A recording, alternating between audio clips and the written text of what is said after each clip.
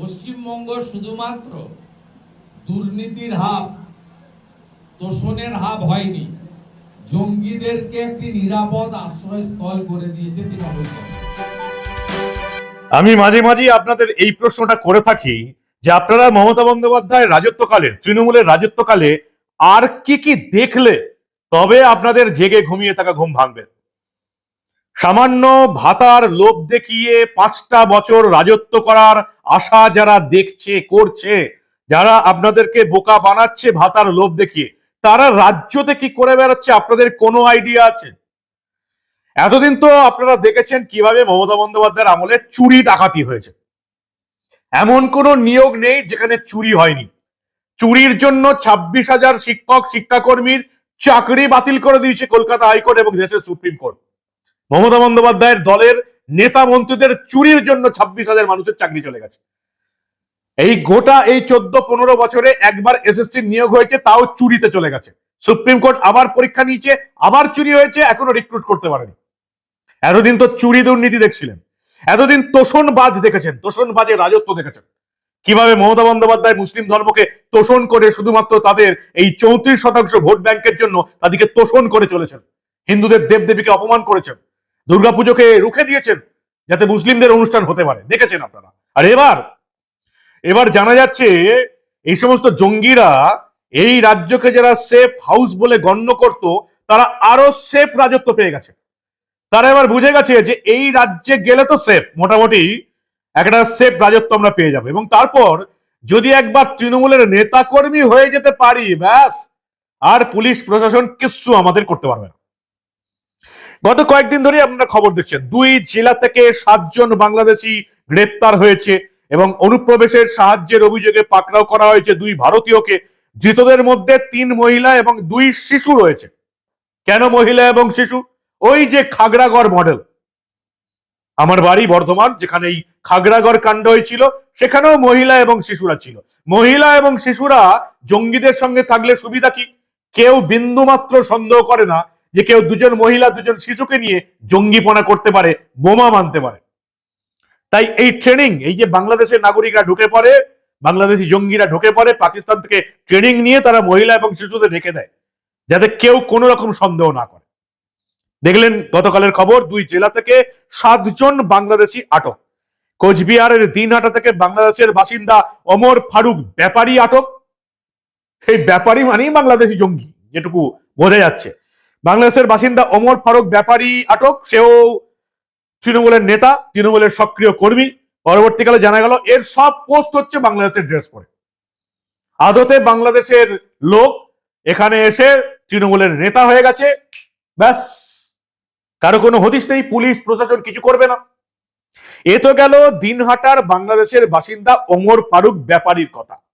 এবার মালদার যে ওমর ফারুককে গ্রেপ্তার করা হয়েছে, আপনারা দেখেছেন গত কয়েকদিনের খবর, পশ্চিমবঙ্গ এবং তামিলনাড়ু থেকে গ্রেপ্তার করা হয়েছে 8 জন সন্দেহভাজনকে।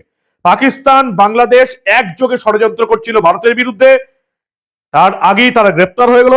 দিল্লি পুলিশ তুলে নিয়ে গেছে। দিল্লি পুলিশ সূত্রে জানা গেছে জঙ্গি যোগে মিজানুর রহমান, মোহাম্মদ সাবাদ উমর, মোহাম্মদ লিটন, মোহাম্মদ সাইদ, মোহাম্মদ উজ্জ্বল নামক 6 অভিযুক্তকে তামিলনাড়ুর তিরপুর জেলার পোশাক ফ্যাক্টরি থেকে গ্রেপ্তার করা হয়েছে। সে সময় মালদা থেকে গ্রেপ্তার করা হয়েছে এই উমর ফারুককে।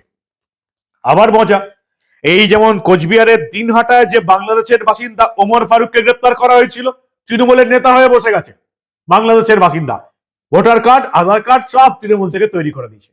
আর মালদার উমরের আরো মজা, সেও তৃণমূলের নেতা হয়ে গেছে। তার মা চিৎকার করে বলছে আমার ছেলে তো তৃণমূল করে, গোটা পরিবার তৃণমূল করে, অথচ জানা যাচ্ছে যে তার সঙ্গে লস্করি তৈবা পাকিস্তানের জঙ্গি গোষ্ঠীর সম্পর্ক রয়েছে। অবিশ্বাস্য ব্যাপার। মানে এতদিন আমরা তৃণমূলকে চুরি দুর্নীতি করতে দেখেছি, এতদিন আমরা মমতার তৃণমূলকে তোষণ রাজ চালাতে দেখেছি, আর এবার বাংলাদেশ থেকে, পাকিস্তান থেকে ট্রেনিং নিয়ে জঙ্গিরা এসে সোজা তৃণমূলের নাম লিখে দিচ্ছে। এবং এর আগে দেখেছেন তৃণমূলের 50 সদস্য বাংলাদেশের নাগরিক। লাভলি ব্যাপার। আর এখন কি দেখছেন, একেবারে তৃণমূল হয়ে যাচ্ছে জঙ্গিরা। আজকে এই মালদা থেকে যাকে ধরা হয়েছে পাক গুপ্তচর হিসাবে, তার আবার এই উমর যে নাম, উমর ফারুক এবং রবিউল ইসলাম বলে 2জনকে ধরা হয়েছে। 15 ফেব্রুয়ারি উমর এবং রবিউলের আস্তানা খুঁজে পায় তদন্তকারীরা। মালদার জঙ্গি হিসেবে ধরা হয়েছে উমর ফারুককে। তার মা বলছে আমরা তো সবাই তৃণমূল করি। আর তারপর তারপর ওই বাংলা মিডিয়ার বড় বড় করে খবর, যে সমস্ত মিডিয়াগুলো নবান্নের বিজ্ঞাপন পেয়ে চলে, 3-4টে খবরের কাগজ আছে এবং টিভি চ্যানেল আছে, তাদের এই প্রোফর্মা ঠিক করা থাকে। ছেলে জঙ্গি সন্দেহে গ্রেপ্তার, গোটা পাড়ার লোক বিশ্বাস করতে পারছে না। হেডার এরকমই থাকে প্রত্যেকটা কাগজে। দেখবেন যখনই মালদা, মুর্শিদাবাদ, উত্তর দিনাজপুর থেকে কোনো জঙ্গি ধরা পড়ে, এই বাংলায় বসবাসকারী জঙ্গি ধরা পড়ে, কখনো তারা তৃণমূলের কর্মী হয়ে থাকে, তখন কখনো তারা ভোটার কার্ড, আধার কার্ড তৈরি করে নিয়ে আমাদের এখানে জঙ্গি হয়ে চুপচাপ সেটে বসে আছে, বাংলার মিডিয়াগুলোর খবরের কাগজের হেডারগুলো দেখবেন। এত শান্তশিষ্ট ভালো মানুষ যে জঙ্গি হতে পারে গোটা পাড়া বিশ্বাস করছে না। একই হেডার, শুধু নামগুলো পাল্টে যায়। নবান্নের বিজ্ঞাপন পাওয়া খবরের কাগজ প্রতিটা ক্ষেত্রে, মালদা, মুর্শিদাবাদ, উত্তর দিনাজপুর, যখনই কোনো জঙ্গি ধরা পড়ে এই খবরের কাগজগুলোর আর টিভি চ্যানেলগুলোর একটাই হেডার, এত শান্তশিষ্ট মানুষ, এত পড়াশোনায় ভালো, সেও জঙ্গি। মায়ের বিশ্বাস হয় না, পরিবারের বিশ্বাস হয় না, বাবা মায়ের বিশ্বাস হয় না। এক হেডার 5 বছর ধরে, গত 5 বছর ধরে আমরা বাংলা সংবাদ মাধ্যমে ওই এক হেডার দেখতে পাচ্ছি। শান্তশিষ্ট ছেলেরা জঙ্গি, পুরো পরিবারের বিশ্বাস হচ্ছে না, পুরো গায়ের বিশ্বাস হচ্ছে না। উমর ফারুক, তার সঙ্গে নাকি একটা বাংলাদেশ থেকে নিয়ন্ত্রিত জঙ্গি মডুলের যোগ রয়েছে। অ্যাকচুয়ালি পাকিস্তানের জঙ্গি সংগঠক লস্কর-ই তৈবার জঙ্গি। ভাবুন একবার, যে কলকাতায় এসে পোশাক ফ্যাক্টরি থেকে কাজ করছে, বাড়িতে 5-10 হাজার টাকা পাঠাচ্ছে, তার মা বলছে সবার সঙ্গে নিচু ভাষায় কথা বলে, আমার ছেলেকে জঙ্গি বানিয়ে দিয়েছে। মালদা, মুর্শিদাবাদ, উত্তর দিনাজপুর, দক্ষিণ 24 পরগনা, যাকেই ধরা হয় বাংলার মিডিয়ার হেডার ওটাই হয়, আর বাড়ির লোক ওটাই বলতে থাকে। এবারে কি হলো দেখুন আপনারা।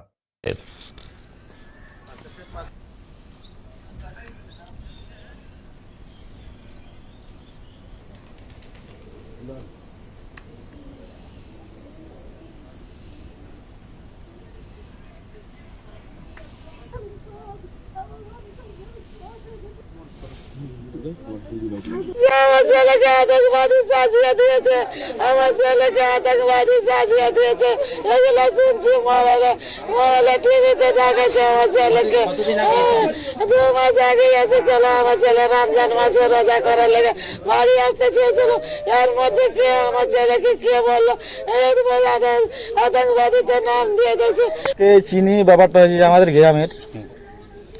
আমাদের গ্রামের মানে এখানে কাজ করতো, বাইরে কাজ করতো, এখানে বাড়িতে আসতো, যখন তখন এখানে আসতো, আবার বাইরে যেত, থাকতো, খেটে খেতো আর কি। বাইরে লেবারি করতো, কি করতো স্যার জানি না, লেবারি করতো যত সম্ভব।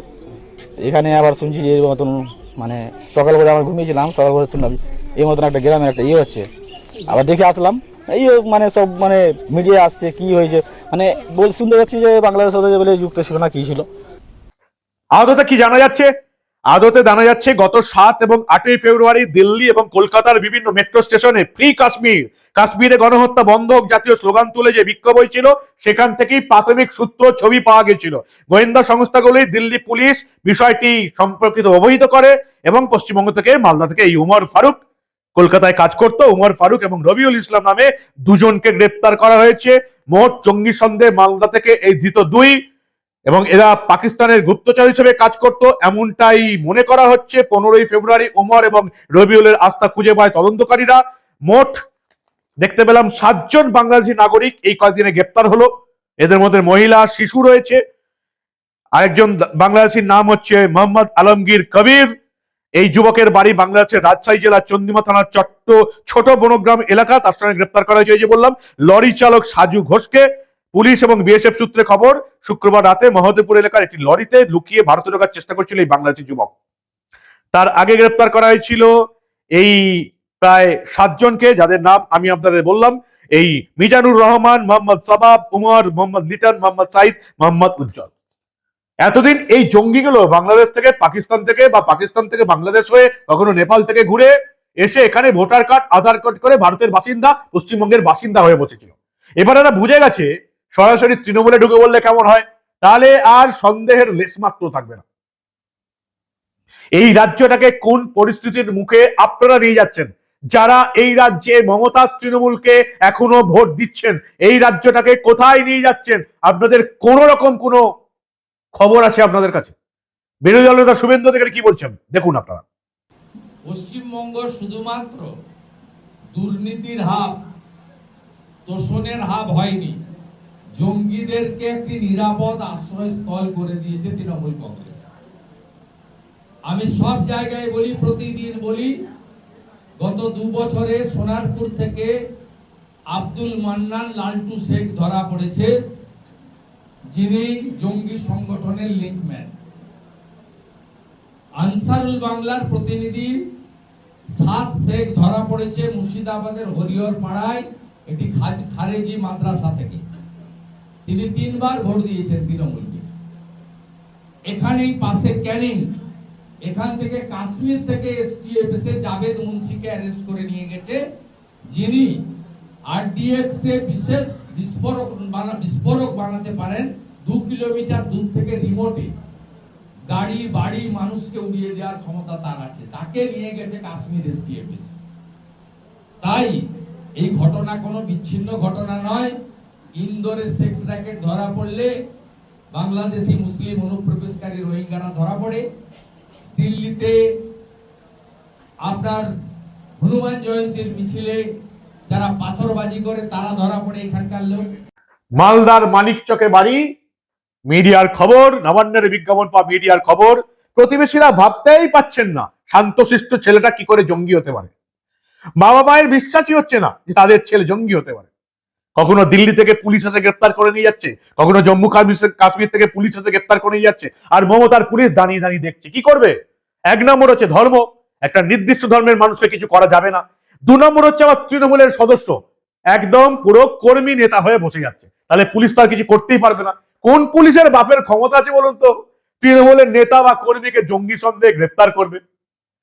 শেষ অব্দি দিল্লি পুলিশ গোয়েন্দা দপ্তর বলার পর তারপরে টনক নড়ছে। অবশ্যই এটা তৃণমূলের ক্ষেত্রে আশ্চর্যের কিছু নয়।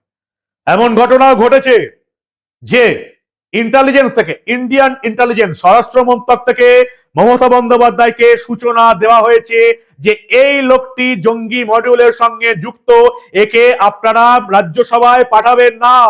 মমতা বন্দ্যোপাধ্যায় দেশের স্বরাষ্ট্র মন্ত্রক ইন্টেলিজেন্সের কথা শোনেনি। জঙ্গি সন্দেহ রয়েছে এমন একজনকে মমতা বন্দ্যোপাধ্যায় আমাদের দেশের রাজ্যসভায় পাঠিয়ে দিয়েছেন। কোথায় বাস করছেন, কতদিন সহ্য করবেন? এই মুহূর্তে পশ্চিমবঙ্গ খুব নিরাপদে থাকার মতো একটা জায়গা। কারণ জঙ্গিরা এটাকে একটা সেফ প্যাসেজ হিসেবে ব্যবহার করছে গোটা ভারতবর্ষে ছড়িয়ে যাওয়ার জন্য। জঙ্গিরা এখানে এসে শুধু তো বাংলা বললে গোটা ভারতবর্ষে ছড়িয়ে যাবে না, জঙ্গিরা এখানে এসে হিন্দি শিখছে যাতে গোটা ভারতবর্ষে আমরা কাজ চালাতে পারি, তারা কাজ চালাতে পারে। পশ্চিমবঙ্গ যে চিরকাল এই বিপদের বাইরে থাকবে, কোনোদিন যদি এই পশ্চিমবঙ্গটা এদের সেফ প্যাসেজ না থাকে, যদি পশ্চিমবঙ্গটা এদের এই নিরাপদে লুকোনোর আস্তানা না থাকে, তাহলে পশ্চিমবঙ্গের কি অবস্থা হবে আপনারা বুঝতে পারছেন। ভাবুন, ভাবতে থাকুন, ভাবার পর সিদ্ধান্ত নেবেন এবারের ভোটে কাকে ভোটটা দেবেন। মমতার তৃণমূল যদি ক্ষমতায় আসে তাহলে এই পশ্চিমবঙ্গের হাত ধরে গোটা ভারতবর্ষ বিপদে পড়ে যাবে। জঙ্গি, মালদার জঙ্গি যোগে যার নাম উঠে এসছে, অভিযোগ এসছে, সেই জঙ্গি উমর ফারুক, রবিউল ইসলাম উমর ফারুক তৃণমূলের নেতা। মালদার মানিকচকের তৃণমূলের নেতা ওমর ফারুক যে গ্রেপ্তার হয়েছে পাকিস্তানি লস্করি তৈবা জঙ্গি সন্দেহে। এরপর আমার আর কিছু বলার নেই, আর কিছু দেখানোর নেই। যা বলার, যা দেখানোর আপনারা মিডিয়া থেকে এবার দেখতে পেয়ে যাবেন যে মালদার তৃণমূল নেতা ওমর ফারুক, যাকে জঙ্গি সন্দেহে পুলিশ গ্রেপ্তার করেছে। কি বলবেন আপনারা? বাংলার মানুষের চৈতন্য হবে? শিক্ষিত মানুষরা এখনো চুপ করেই থাকবে মমতা বন্দ্যোপাধ্যায়ের ভাতা পেয়ে এবং বিভিন্ন কমিটির মাথায় বসে? একটা বঙ্গ বিভীষণের লোভে কতকাল এই বাংলার শিক্ষিত সমাজ চুপ করে থাকবে? পশ্চিমবঙ্গকে একেবারে বিপদের দ্বার প্রান্তে ঠেলে দিয়ে শুধুমাত্র একটা বঙ্গ বিভীষণ, একটা কমিটির মাথায় বসে এই রাজ্যের বুদ্ধিজীবীরা কতকাল আর চুপ করে থাকবে? শিক্ষিত সমাজ যেখানে চুপ করে থাকে, সেই সমাজ, সেই রাজ্যের ধ্বংসপ্রাপ্তি একটা নিশ্চিত বিষয়। কতকাল আপনারা জেগে ঘুমিয়ে থাকবেন? কতকাল আমরা এই বিষয়গুলো দিনের পর দিন, বছরের পর বছর দেখেই যাব? কতকাল আপনাদের জেগে ঘুমিয়ে থাকা ঘুম ভাঙবে? কবে আপনাদের জেগে ঘুমিয়ে থাকা ঘুম ভাঙবে? এই প্রতিবেদন যদি মনে হয় যে এই বাংলার প্রতিটি মানুষের দেখার উচিত, তাহলে নিজে দায়িত্ব নিয়ে শেয়ার করবেন। দেখতে থাকুন দা নিউজ বাংলা। আমরা আবার এই রাজ্যে ঘটে যাওয়া এই ধরনের অনেক গুরুত্বপূর্ণ খবর চেপে রাখতে দেব না।